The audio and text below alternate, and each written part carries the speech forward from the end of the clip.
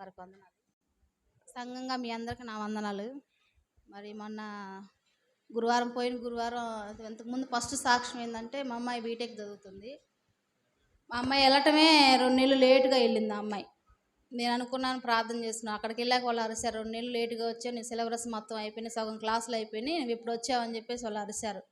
నేను వచ్చి పాస్టర్ గారు చెప్పి ఇలా అన్నారండి అంటే, సరే ప్రార్థన చేద్దాం, ఏం కాదులేమ్మా అని చెప్పేసి అన్నారు. అప్పటి నుంచి ప్రార్థన చేస్తూనే ఉన్నాం. అమ్మాయి బీటెక్లో ఫస్ట్ ఇయర్లో పాస్ కావాలని చెప్పి అనుకున్నాం, ప్రార్థన చేస్తున్నాం. అలాగే అమ్మాయి మరి ఫస్ట్ సెమ్లో పాస్ అయింది, బాగానే ఉంది, అంతా ఇంటికి వచ్చింది, అంతా బాగానే ఉంది. తర్వాత నేను కాలేజీకి వెళ్తానని చెప్పేసి మళ్ళీ సెలవులకు వచ్చి మళ్ళీ వెళ్ళింది. వెళ్ళాక మళ్ళీ అంతకుముందే అమ్మాయికి ఒక 2 సంవత్సరాల నుంచి బాధగా ఉంది, రొమ్ముకు గడ్డలు వేసింది అమ్మాయికి. అది మామూలుగా వేరే డాక్టర్ గారు చూపించినప్పుడు ఇదేం కాదులేమ్మా, అంత ప్రమాదం ఏంది కాదు, ఉండే కొంచెం తగ్గిద్దిలే, మందుల ద్వారా తగ్గిద్దిలే అని చెప్పి మందులు ఇచ్చారు. 2-3 హాస్పిటల్కి తిప్పినా ఏం కాదులే అన్నారు. సరే ఇంకా ఎక్కువ మళ్ళీ హాస్టల్కి వెళ్ళి ఎక్కువైపోయి నాకు నొప్పిగా ఉందామా, నేను వస్తున్నా, నా వల్ల కావట్లేదని చెప్పేసి అన్నది.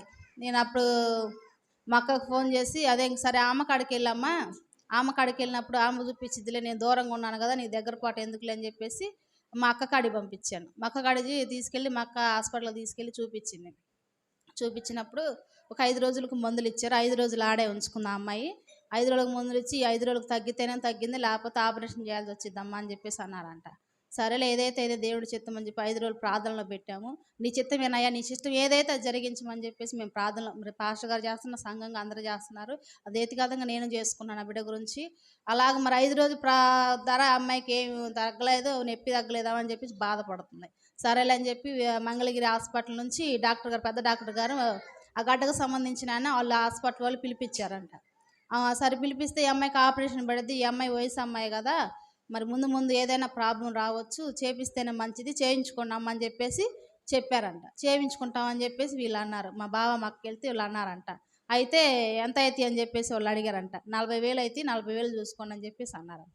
అక్క 40,000 అయితే ఇప్పుడు నాకు లేవు, కొంతే ఉంది, ఇప్పుడు తేవాలంటే ఆనందం తీసుకొచ్చేది, ఆ అమ్మాయి కాలేజీ టైం కూడా అవుతుంది, మళ్ళీ 4 రోజులు సెలవు పెట్టుకోవడానికి కూడా లేదు కదా అని చెప్పేసి అంటే, ఆ డాక్టర్ గారితో వీళ్ళు వెళ్ళి మాట్లాడారంట, మా అక్క మా బావ.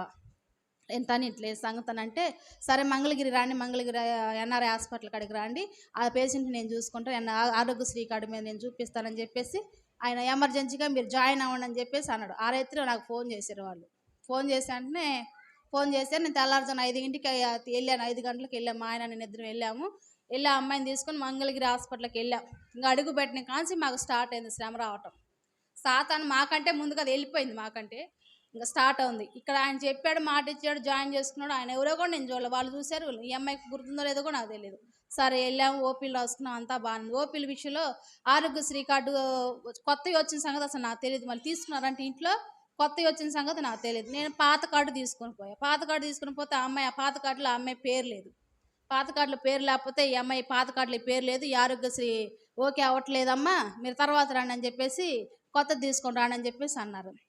అట్లా కదా నేను ప్రార్థన చేసుకొని, కాదండి మరి ఇంటి దగ్గర ఉందేమో ఫోటో ఉండి పెట్టిస్తాము, దాన్ని చెల్లేద్దంటే ఫోటో తీసుకోదాము, ఒరిజినలే కావాలని చెప్పేసి అన్నారు. కాదని చెప్పి ఛాన్సే బతిలు అన్నాక సరేనని చెప్పి ఓకే చేద్దాంలే, అయితే చేస్తాం లేకపోతే లేదు అన్నారు. సరేలేని చెప్పి సంతోష్ బాబుకి ఫోన్ చేస్తే, అక్క నా దాంట్లో నెట్ లేదు అక్క. సరే మా శిరీషకు ఫోన్ చేసి, అమ్మ శిరీష నువ్వు ఇట్లా పెట్టవే అంటే పెట్టింది ఆ అమ్మాయి. అది చూపించాము, మరి రాసుకున్నారు వాళ్ళు, ఆరోగ్యశ్రీ అయితే రాసుకున్నారు. సరే అప్రూవల్ అయ్యింది. అప్రూవల్ అయ్యాక సరే అంతా అయిపోయింది, టెస్టులు అవన్నీ కొన్ని టెస్టులు ఆ రోజు చేశారు, రూమ్ ఇచ్చారు, రూమ్లోకి వెళ్ళిపోయాం, బాగానే ఉంది, అంతా బాగుంది. అలా అన్నారు. ఇంకా మళ్ళీ వచ్చేసరికి ఆరోగ్యశ్రీ వచ్చేసరికి రేషన్ ఆరోగ్యశ్రీలో ఒక పేరు ఉంది, ఆధార్ కార్డులో ఒక పేరు ఉంది. ఆరోగ్యశ్రీలో నిరీక్షణ ఉంది, ఆధార్ కార్డులోనే నిరీష అని ఉంది.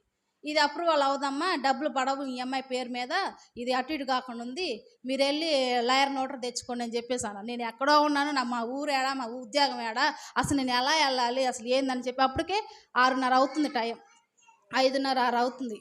ఎట్లా వెళ్ళాలి, నాకు ఏంది ఈ పరిస్థితి, ఇంత ఇక్కడికి వచ్చాక సరే వెళ్ళేది జాయిన్ చేయమని చెప్పి ఇక్కడికి వచ్చాక ఈ సమస్య లేదని చెప్పేసి నేను ప్రార్థన చేసుకుంటూనే ఉన్నాను, ఆ పిల్ల చుట్టూ తిరుగుతూనే ఉన్నాను. అసలు అనుకోకుండా మరి ఇంకా వాళ్ళు అన్నారు, ఎక్కడికి వెళ్ళాలని అంటే మంగళగిరి వెళ్ళి వాళ్ళని కాడికి వెళ్ళి చేయించుకొచ్చుకోండి అమ్మ అని చెప్పేసి అన్నారు. ఆ టైం ఉంటారో అనుకుంటా 5:30 అప్పుడు మేము వెళ్ళాం. సరే వాళ్ళు ఉన్నారు, అలాగే మాకు తొందరగా వాళ్ళు నోటరీ చేయించి ఇచ్చారు. వాళ్ళు అప్రూవల్ పెట్టాక అది ఓకే అయిద్దో లేదో అనుకుంటా మేము మమ్మల్ని జాయిన్ చేసుకున్నారు. హాస్పిటల్లో 3 రోజులు ఉన్నాము, బాగానే ఉంది. తెల్లారి ఇంకా సోమవారం సాయంత్రం చెప్పారు వచ్చి ఆపరేషన్ చేస్తాం, మంగళవారం రోజు చెప్పారు. ఎలా చెప్పారు వాళ్ళు వచ్చి, అప్పటి వరకు బాగానే ఉన్నారు. బ్లడ్ అని మాకేం చెప్పలేదు వాళ్ళు, బ్లడ్ సంగతి. సోమవారం మంగళవారం ఆపరేషన్ అన్నారు.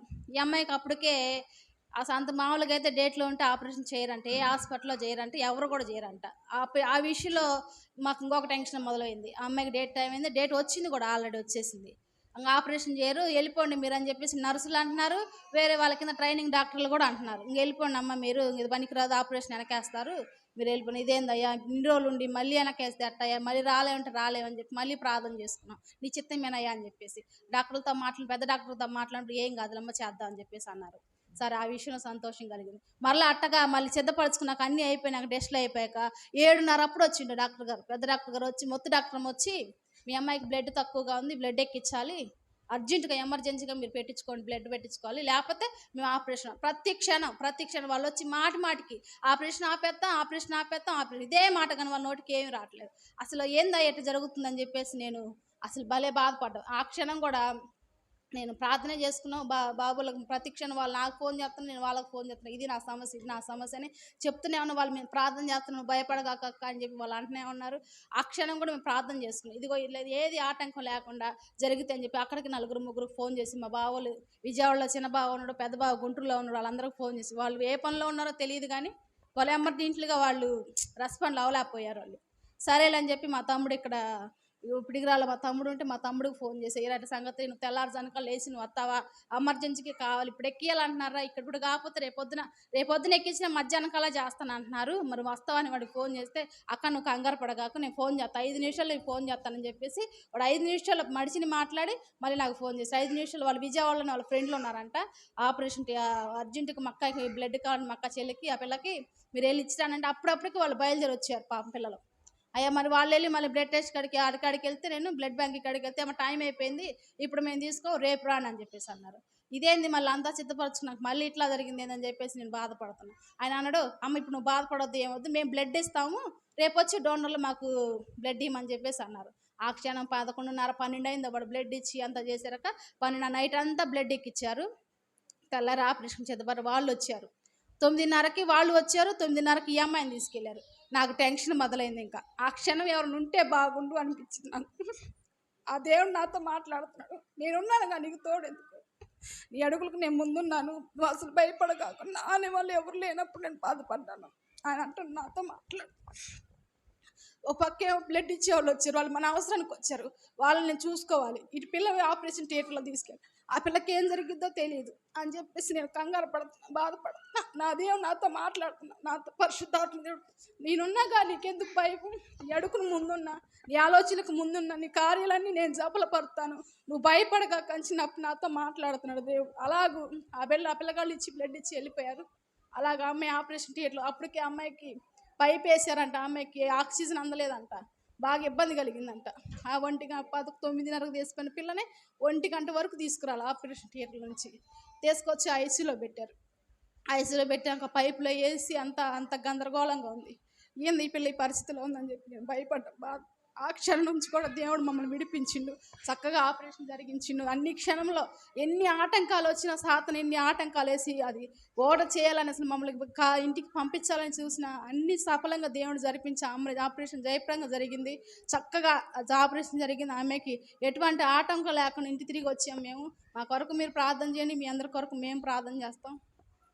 చిన్న సాక్షిని దేవుడు దీవించును గాక.